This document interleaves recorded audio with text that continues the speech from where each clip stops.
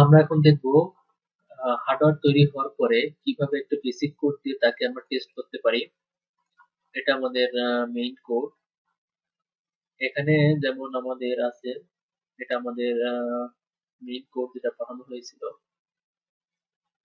এখানে আমাদের কিছু ইনিশিয়ালাইজেশন আছে, এখানে আমাদের এলসিডি ইনিশিয়ালাইজেশন আছে, এখানে এলসিডি তে ইনিশিয়ালি কিছু টেক্সট পাঠানো হবে যেটা এলসিডি তে দেখা যাবে। তারপরে আমাদের এখানে ইউআরটি মোড, এগুলো ফাংশন গুলো দেখলে আমরা ওখানে দেখতে পারবো। এখানে আমাদের আছে এখানে দুইটা সিরিয়াল পোর্ট, একটা জিপিএস এর জন্য, একটা জিএসএম এর জন্য, দুইটাকে ইনিশিয়ালাইজেশন করা হয়েছে। জিএসএম মডিউল সেটআপ, জিএসএম মডিউলের ইনিশিয়াল কিছু সেটআপ এবং জিএসএম ইনিশিয়েট।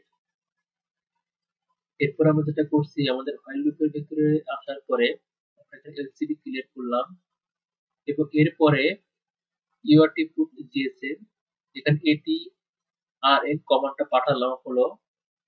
তো এই কমান্ড যদি আমাদের জিএসএম মডিউল পেয়ে থাকে তাহলে সে অ্যাকনলেজমেন্ট হিসেবে আর এন ওকে আর এন পাঠাবে, যেটা আমাদের এখানে